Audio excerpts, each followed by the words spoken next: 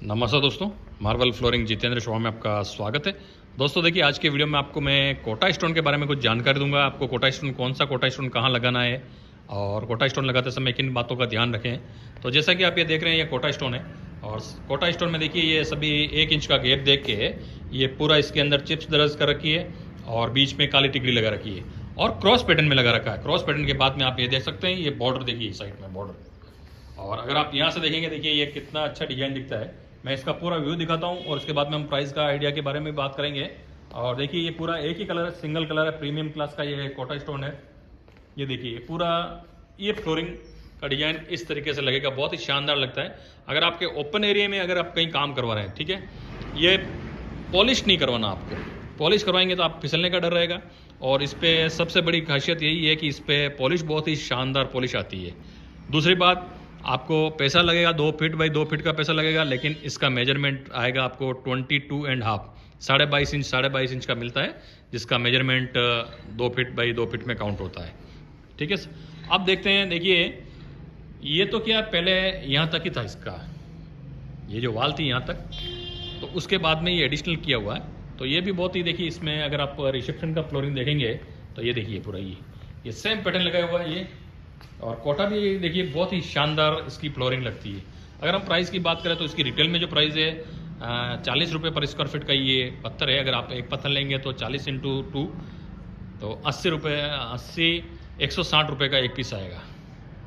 अब देखिए, अगर इसी पत्थर को आप उल्टा लगाते हैं, देखिए ऐसे प्लेन भी आते हैं, ऐसे उल्टे भी करके लगा सकते हैं। अब देखिए यहाँ पे पूरा बारिश का ये ओपन एरिया है और ये देखिए पूरा फ्लोरिंग, और इसको भी क्रॉस पैटर्न में लगाया हुआ है। और इसमें देखिए इसमें गैप छोड़ रखा है ये पूरा, ये देखिए पूरा यहाँ से यहाँ तक पूरा ये। और अगर आपका कहीं भी स्विमिंग पूल बना रहे हैं तो आप ध्यान रखिए, स्विमिंग पूल के बाहर में देखिए, मैं आपको डिजाइन भी दिखाता हूँ।